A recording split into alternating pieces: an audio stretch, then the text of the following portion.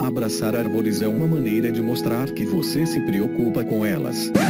1, 2, 3, 4. Parei, pensei, quase travei. Será se devo vir mais uma vez? Será se eu vou acertar de boa? O som do que bicho é esse? Se eu errar, Miriam, perdoa. Não vou não. Olá, bem-vindos a mais um Que Bicho é Esse? Eu sou a Miriam Perilli e hoje nós vamos falar sobre um primata emblemático da nossa fauna, símbolo de beleza, que está representado na nossa moeda, é parte da nossa história e da história da biologia da conservação no Brasil. Finalmente, nós gravamos um episódio sobre o mico-leão dourado, Leontopithecus rosalia.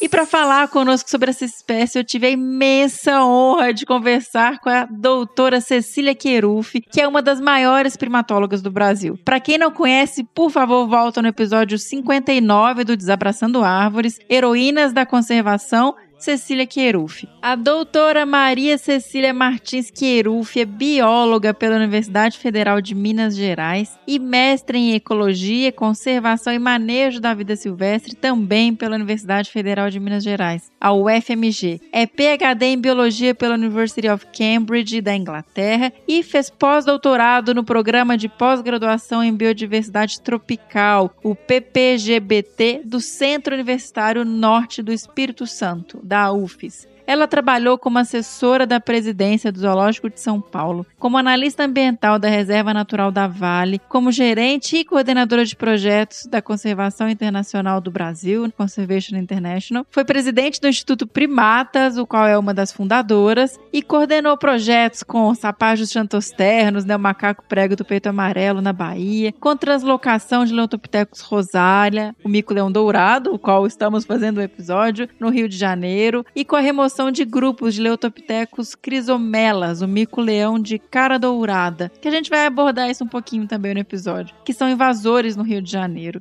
E trabalhou também com a translocação desses bichos para a Bahia. Em 2015, ela recebeu o Sabin Primate Conservation Prize pelos trabalhos realizados para a conservação de primatas ameaçados. E atualmente ela é coordenadora de fauna da empresa de consultoria Bioma Meio Ambiente. E muito mais, gente. Muito, muito mais, como vocês vão poder ouvir ao longo do episódio. Bom, e é claro que não foi possível gravar tudo em um único bloco, então nós dividimos esse episódio em 2, ok? Então vamos ter 2 blocos sobre o mico-leão dourado com a Cecília Chieruffi. Bora ouvir a primeira parte? O som desse bicho toca, não faço ideia do que isso seja, mas mande um e-mail e não devolverá.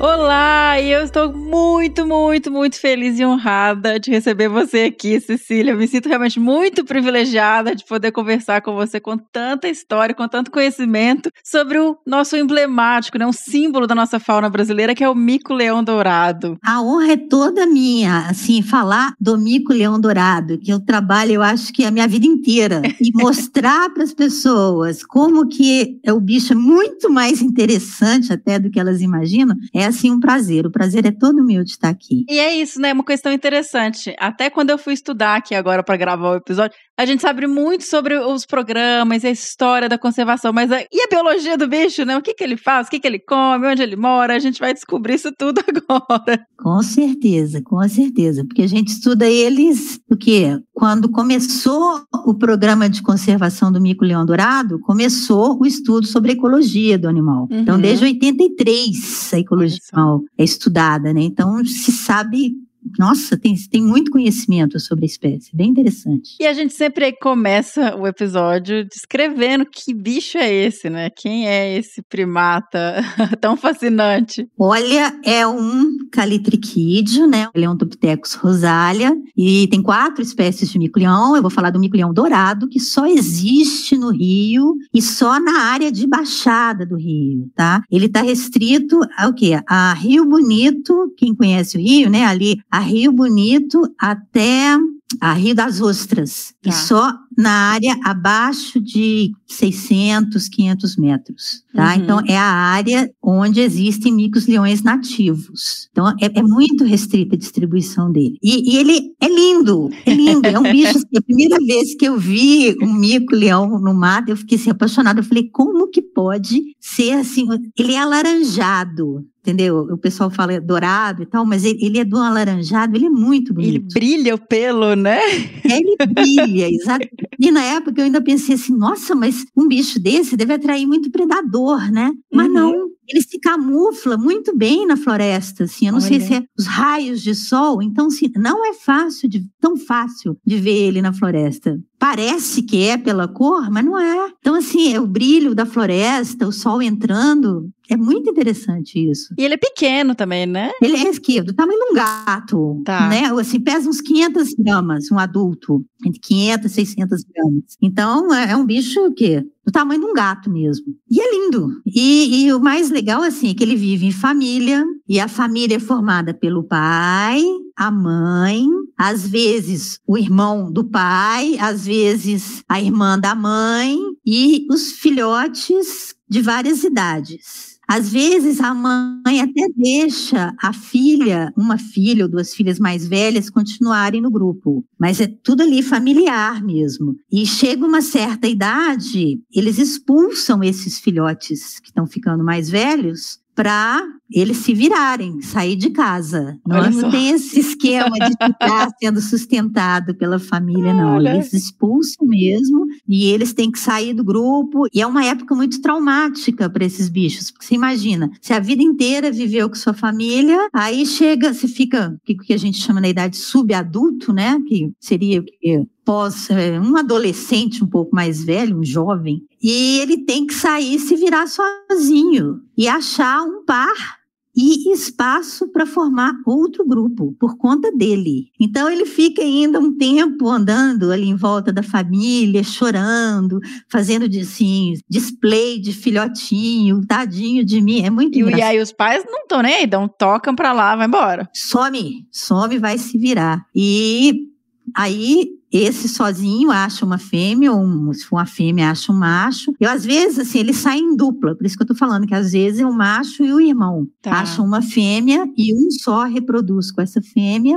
mas ele tolera o irmão, tá? Olha só, então começa já 3 aí.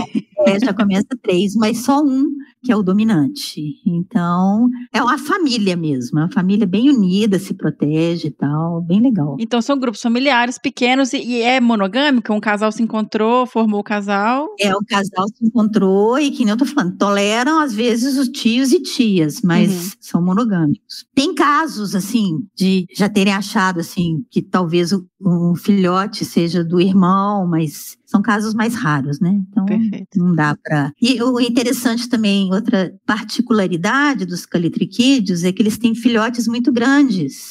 Então, o que acontece? A mãe não consegue carregar sozinha. Olha. Então, e são gêmeos. Tá. Praticamente todos os nascimentos são gêmeos. Às vezes pode nascer um e raramente nasce 3. Mas mais de 80% dos casos são gêmeos. Então, você imagina, uma mãe tem 500 gramas e vai carregar 2 filhotes. Ela não dá conta. Exato. Então, ela carrega na primeira semana sozinha.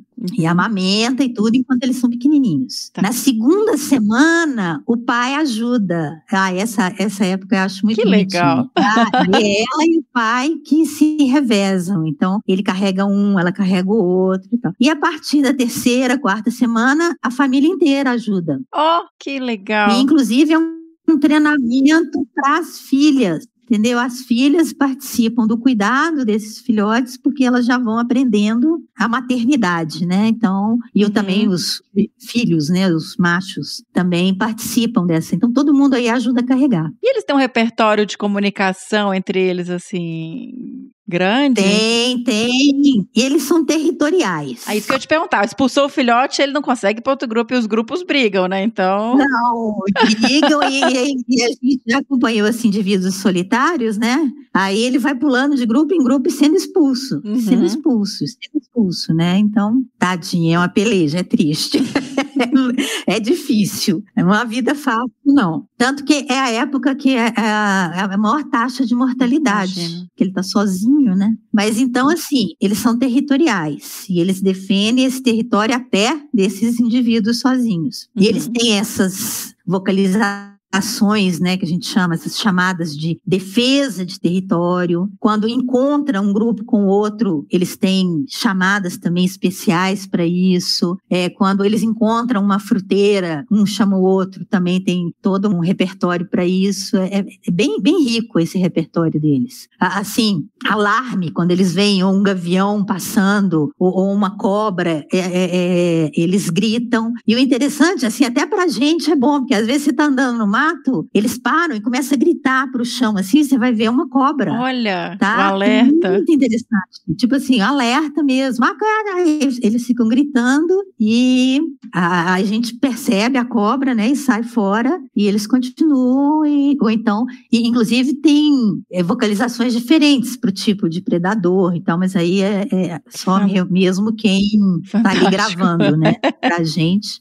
Apesar de que quando eu fiz levantamento de mico-leão, eu usei o playback, que era a gravação. E eu usava a gravação, que era o chamado. É um grupo chamando o outro meio que para briga. Olha. Então, se tinha mico-leão naquela área, ele vinha para brigar comigo. E aí eu escondia, né? E ficava lá esperando para ver se tinha mico-leão. E eu escutei tantas vezes, porque eu soltava playback de macho e fêmea, né? No gravadorzinho, tudo certinho, com a caixinha de som. E eu escutei tantas vezes que eu aprendi a reconhecer. Que legal. Entendeu? Isso é tão legal. Muito legal. E é na prática mesmo que você vê isso. Sim. A da fêmea, ela é mais aguda um pouquinho do que o macho, mas é de escutar. Aí dá até para perceber assim, foi uma fêmea que respondeu, entendeu? Olha. Foi um macho que deu. Foi muito assim, completamente, né? Isso não é científico não, viu, gente? Claro. Isso foi experiência minha no campo, Porque assim, você saber quem vai responder ali na hora, mas né? Eu escutava tanto, eu sonhava com Você acordava vocalizando, né? Era de tanto que eu procurei, né? Quando eu fiz o levantamento, de tantas vezes que eu escutava por dia. Então, mas é bem interessante, é um bicho muito interessante, bem legal mesmo. E aí é isso, eles são territorialistas e expulsam o outro no grito. Quem gritar mais... No grito. Outra característica muito legal desses bichos é que eles dormem dentro de oco de árvore. Ah, sim. Tá? Então, eu acho que é o único primata que a gente tem aqui na Mata Atlântica que dorme dentro de oco de árvore. Às vezes eles dormem até nessas folhas de palmeira, mas é mais difícil. Sim. Eles preferem oco de árvore. Isso todos os leotopitecos, né? Uma característica do grupo, né? Isso.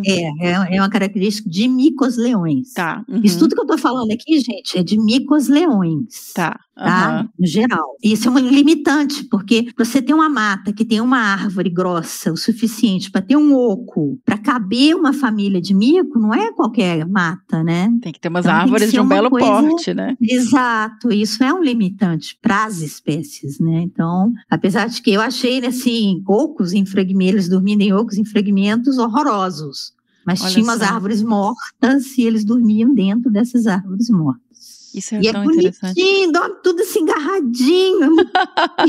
Um grupinho boladinho, né? Boladinho, exatamente. É muito legal. Vocês que acompanham os bichos da hora que acordam até a hora que vão dormir, depois que vocês conseguem habituar, lógico que depois a gente pode falar um pouco sobre esse desafio, praticamente uma Olimpíada, vocês acompanham, por exemplo, o mico-leão dourado, ele acorda cedinho, o grupo sai do oco e vai comer fruto, forjear, o que eles comem? Como é que é o dia do bicho? O dia do bicho é bem divertido para eles. Para nós pra quem não tá é tanto. seguindo. Inclusive, quando eu trabalhei, né, eu fiz meu doutorado com ecologia de mico-leão. E a gente fazia o que a gente chamava de oco a oco, tá? Nossa. Então, a gente acompanhava o grupo desde a hora que eles saíam do oco né, até a hora que eles entravam no oco para dormir. Que podia ser o mesmo, eles podem repetir o oco ou não. Olha, não volta sempre pro mesmo, tá? Não, eles têm ocos diferentes. Perfeito. E eu acho que eles escolhem assim, o que está mais próximo, não sei. Ou então dá a louca, às vezes eles andam, chega uma certa hora, volta o caminho inteiro, assim, ó, chutado para dormir no mesmo oco. Tá. Então, realmente, o que dá esse estalo neles, onde nós vamos dormir hoje, realmente eu não sei. Mas que legal, eles têm um conhecimento da paisagem que eles estão, né? Porque tem o oco ali, tem aquele lá, tipo, hoje vamos lá. Isso é fantástico. Com certeza. E tem, assim, ocos que você fica, nossa, que árvore linda, que oco perfeito. Bom, mas pra gente, o pesquisador, a gente tem que estar lá na frente do oco na hora que eles acordam. Perfeito. Então, no verão, amanhece muito cedo. A gente pega o sinal na véspera, o oco é muito longe da estrada. Então, a gente tem que ir para o mato às 2, 3 horas da manhã.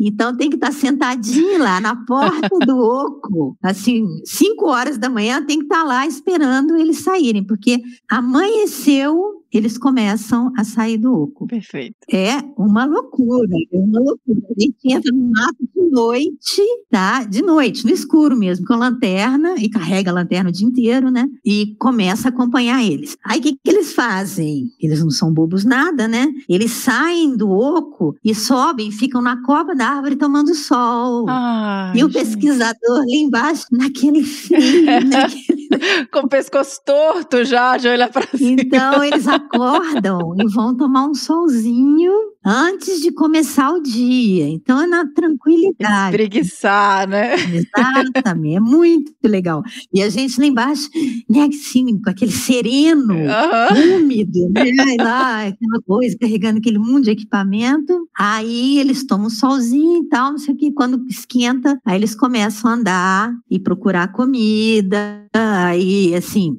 que de mais ou menos 8 até as 10, eles ficam só procurando comida e para numa árvore, come fruto, pega inseto, come inseto. Aí lá para as 11 horas eles param, dão uma dormidinha, aí ficam dormindo assim até meio-dia, 1 hora, naquela preguiça, aí come de novo. É assim, é uma vida muito boa, viu? Eu fico assim... Fantástico. E assim, outra coisa, é claro assim que o mico-leão preto, por exemplo, de São Paulo, no inverno é mais frio, então eles dormem até mais tarde. Tá. Né? O mico-leão do Rio. Tá no Rio, né? Lá é quente, né? Então eles acordam um pouco mais cedo, né? Claro. E uma característica aí é do mico-leão dourado, tá? Mais do mico-leão dourado por causa do tipo de hábitat que sobrou para a espécie. Então, assim, eles adoram brejo. Então, adoram, porque tem o guanandi, né, a florzinha do guanandi, tem muito néctar, eles adoram aquilo, a época de flor de guanandi. Então, eles vão pro brejo, então às vezes você tem que ficar o dia inteiro com água até aqui na cintura. O que a gente faz, né? Como é que estuda o mico-leão? A gente anota a cada 15 minutos tudo que o grupo está fazendo, né? Se está comendo, o que está comendo, o que não está, né? Quem está fazendo, quem está perto de quem, tudo, a cada 15 minutos. O seu dia é dividido em 15 minutos, em pedaços de 15 minutos. Exatamente. Nos intervalos, a gente anota, assim, comportamentos diferentes. Por exemplo, se ele comeu alguma fruta diferente, ou se ele pulou, se brigou, se encontrou com outro grupo. Então, esses comportamentos que não entram nesses 15 minutos, mas são comportamentos, né, especiais, a gente anota a cada 15, nesse intervalo. Então, a cada 15 minutos faz, né, o que a gente fala de scan, estudo de comportamento por varredura. Perfeito. Então, pega cada um e vê a altura que ele está, o substrato que ele está, quem que é o vizinho mais próximo, o que ele está fazendo, o tipo de fruta, lógico, qual que é o indivíduo, né? Então, de toda a família. Então, cada 15 minutos. Mesmo parar para comer não dá, não. Porque deu 15 minutos, você tem que parar de comer e fazer. Então, é do oco a oco, fazendo de 15 em 15 minutos. Aí a gente acompanha eles até eles entrarem no oco de novo. Quando o último indivíduo entra no oco, aí acabou o dia. Aí vocês falam, acabou não, a gente tem poucas horas para poder ir para casa, tomar um banho, comer. Exato, é isso que eu tô falando. Às vezes, por exemplo, a gente para o carro num lugar que eles acordaram, né? E eles vão dormir no outro extremo da mata. Nossa. Então você tem que voltar tudo a pé para pegar o carro. Que isso? Quantas vezes a gente chega em casa 9 horas da noite? Porque eles vão dormir o quê? 5 horas da tarde. No verão é 5 horas da tarde. Tá. No inverno, Começou a escurecer, eles entram antes. Frio, entram. Tá. E no inverno, às vezes, quando tá muito frio, 3h30, 4 horas. A gente achou ótimo, né? Nossa, mas em compensação, no verão, né? Quando o dia é mais longo, nossa, eles podem ir até 5h30, 6 horas e a gente lá. Já pedindo, pelo amor de Deus, vai dormir, né? Vocês já comeram bastante, já descansaram. E é fruto, inseto, o tempo todo, o caminho deles, eles vão andando. Às vezes para numa fruteira, que eu tô falando no Guanandi, fica, nossa, pode ficar até 1 hora na mesma fruteira. No Guanandi é complicado, porque no Guanandi às vezes é muito alto, você não vê exatamente quem está comendo. Então, nesse caso, a gente coloca não visível, porque a gente não saca o comportamento. Mesmo tendo certeza que ele está comendo, não dá para sacar. Então, coloca na planilha não visível. Mas aí eles ficam lá e vai caindo as flores assim na nossa cabeça, assim, e fica lá um tempão. Cecília, agora tem uma pergunta até para quem tem curiosidade sobre como se estuda esses bichos. Por exemplo, você tem um grupo familiar, você está acompanhando. Você tem a separação de o que cada indivíduo está fazendo naquele momento, quando vocês olham, e separadinho. Tipo, é um etograma ali de comportamento, né, que é essas fichas, e vai descrevendo. Tem. Com binóculo. Não, às vezes eles ficam até perto. Às vezes nem precisa de binóculo, não. Porque o que a gente faz? A gente usa uma marcação no rabo dele. Tá? Então, a gente divide o rabo dele de 1 a 4. Então, cada indivíduo recebe um número, né, de 1 a 4 e tem ainda o indivíduo do rádio. Né? Que é identificado porque ele usa, a gente acha o mico-leão na mata com radiotelemetria. Sempre foi assim. Que é praticamente impossível achar um grupo de mico-leão andando assim aleatoriamente, né?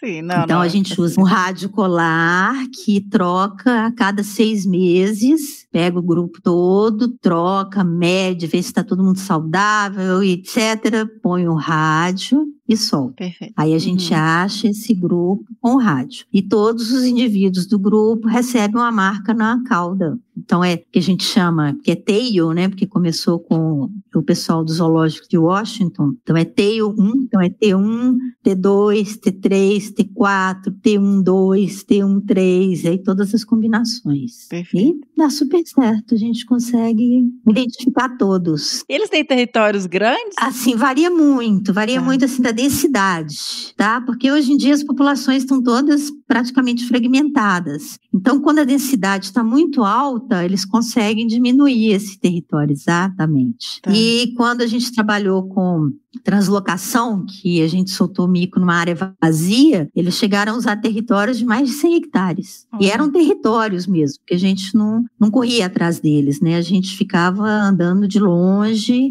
ou com triangulação, né? Que você pega só o sinal de onde o grupo está. Então, a gente tem certeza que a gente não influenciou aquela área que ele está usando e usou mais de 100 hectares. Olha. Agora, Poço das Antas, tinha uma época que os micos estavam usando o quê? 40 hectares. Mas também tem muita sobreposição quando está muito denso, né? Então, os grupos se sobrepõem muito nas bordas, tem muito encontro. Perfeito. Eles têm, né, que se virar. Eu fiquei pensando nisso, porque se a população começa a aumentar, não tem muita área para eles irem, né? Não tem. Então... Exatamente. A gente tentou acompanhar um grupo num fragmento minúsculo, de 1 hectare. E aí nós pensamos assim, vamos ver o que esse grupo vai fazer, tá? Era um grupo, não era um casal. E a gente colocou rádio em no macho e ficamos acompanhando.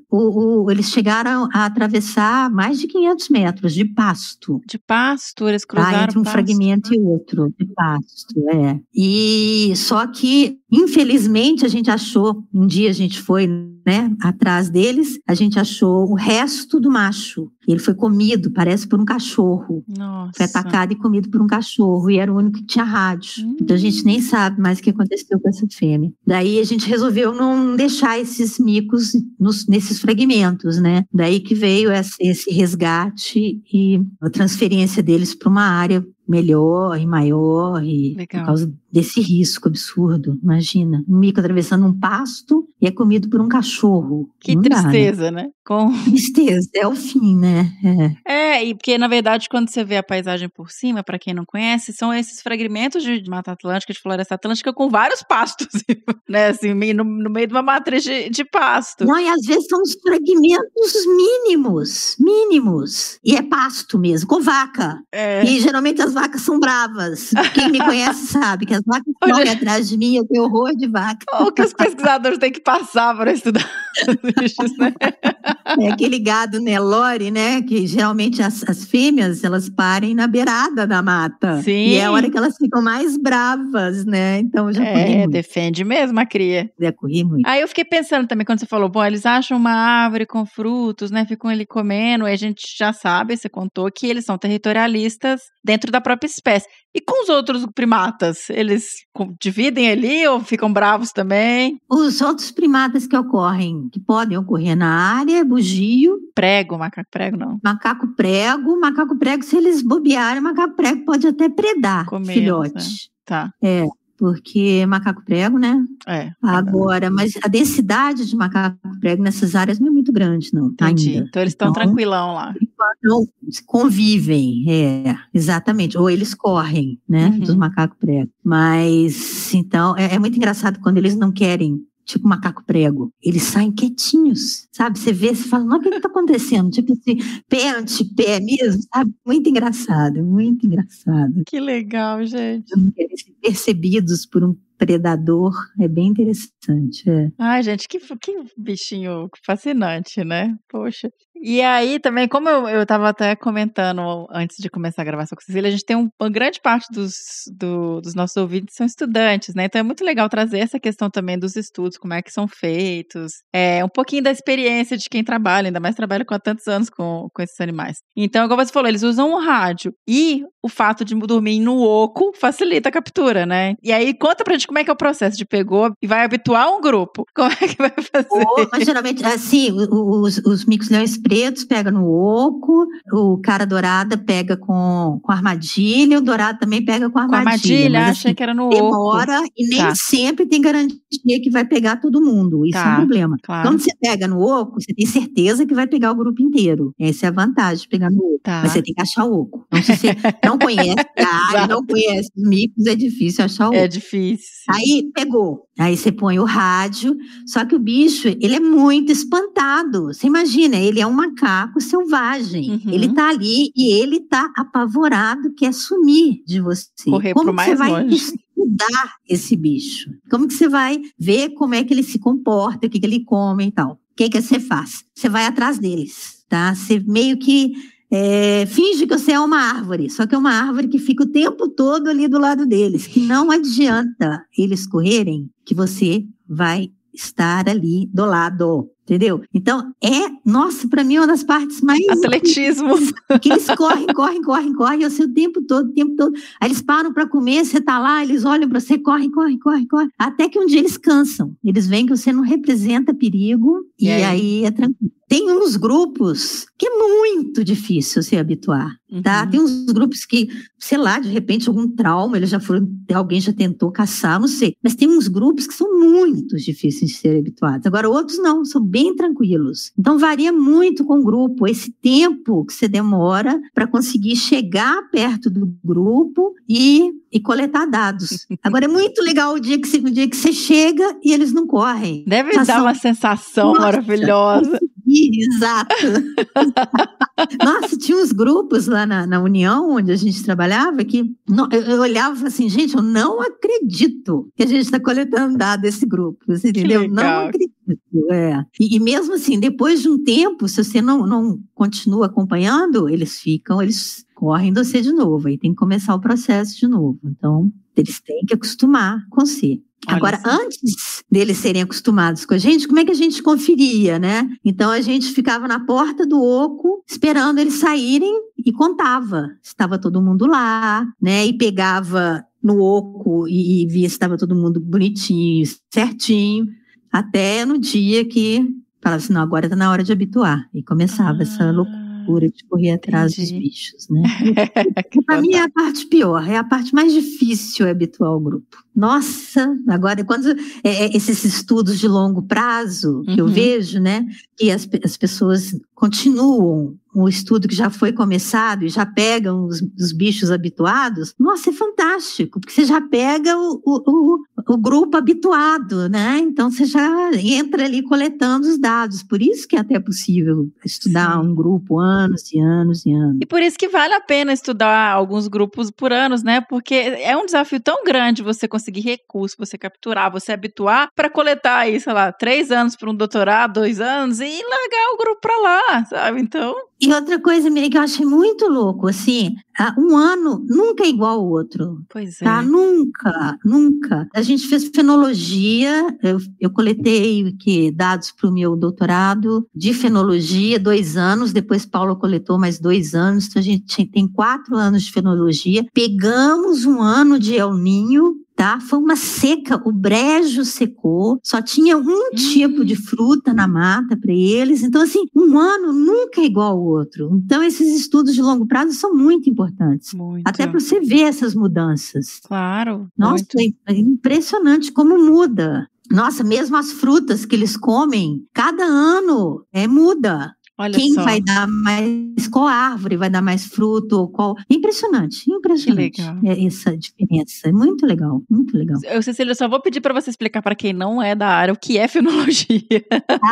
A gente acompanha, tipo, as árvores. Tem métodos para acompanhar as árvores, para ver o tanto que elas frutificam, quando elas frutificam, quando elas dão folhas mais verdes, quer dizer, todo o ciclo de vida daquela árvore. Então, a gente fica um ano, 2 anos, 3 anos, 4 anos, acompanhando as mesmas árvores. A gente acompanhava o quê? A gente acompanhava quase 1000 árvores. Olha só. Todo mês. Todo mês, para ver, e nasce claro, várias espécies, mas tinha mais indivíduos de cada espécie. Então, mesmo a escolha da árvore que você vai acompanhar tem um método, tem que ser aleatório, tem que ser tudo muito certinho para depois você trabalhar esses dados. Tá. E aí a gente fez a fenologia durante 4 anos dessas árvores. Então, a gente sabia toda a produção da mata, quer dizer, uma amostragem, né, de toda a produção da mata. E foi muito legal. Eu fico assim, gente, são dados que são fantásticos, porque inclusive a gente pegou esse ano de El Niño, olha que legal, que foi completamente atípico, completamente. Muito legal mesmo. E aí muda a disponibilidade de recurso para os bichos, isso muda comportamento, isso muda tudo, então. Tudo, do tanto que eles andam, tá? Que eles andam menos para economizar energia, tá? Então eles dormem mais, descansam mais. E, muito legal, muito legal essa parte, né, da ecologia dos micos. Muito legal mesmo, né? É demais. E aí, a gente falou de que pega os bichos, você mencionou que quantas vezes que pega, mede, vê se tá tudo bem e tal. E aí você também falou da questão do cachorro, eu fiquei pensando, como é que esses bichos estão? Ainda mais que eles estão numa área que é misturado com o pasto, com o animal doméstico. Vocês fazem avaliação sanitária, né, dos animais? Faz avaliação sanitária, mas só que atualmente, assim, o pessoal da Associação Mico-Leão Dourado, que tá pegando os micos leões dourados, né? E a gente chega lá, essa história, né? Chega. Outro mico, né, invasor. Sim. Eles estão pegando mais os micos de algumas áreas, tá? Não é de todas as áreas, não. Eles estão fazendo uma amostragem. Porque assim, já tem tanto tempo que a gente monitora que não precisa pegar todo ano todos, né? Sim. Então, faz uma amostragem. E isso, inclusive, foi muito importante, porque quando teve o surto de febre amarela, né? A população morreu o quê? 30% da população de mico-leão dourado. O estimado foi 30% da população de mico-leão dourado. Então, se não fosse esse monitoramento, a gente não saberia que morreram tantos, né? Então, isso inclusive está publicado e é impressionante o efeito da febre amarela na população de micos-leões. Foi terrível. Já é tão ameaçado, né? Exato. Bom, a gente pode trazer daqui a pouco, falar um pouquinho sobre a história, né, do mico-leão dourado, mas ele foi um animal que teve uma queda populacional muito drástica, né, na década de 60, eu acho que por caça, por pet, tráfico, não sei muito bem, você pode contar um pouco melhor. E teve uma questão genética, então por isso que teve muito dessa questão de manejo, reintrodução de bicho. Hoje em dia isso tá ok, sabe, tá estabelecido. Você sabe? Ou como é que, assim, é mais porque eu fiquei pensando, tiveram estudos com isso, né? O Coimbra Filho estimou que existiam 300 animais em 1969, tá? Então, assim, daí que começou toda a preocupação com o mico-leão-dourado, porque 300 indivíduos na natureza não é nada. Então, eles fizeram um esforço impressionante para aumentar a população em cativeiro e, a partir dessa população em cativeiro, soltar na natureza para aumentar a população na natureza, tá? Então, desde que começou, né, estudos moleculares, que eles têm, inclusive, esse manejo em cativeiro,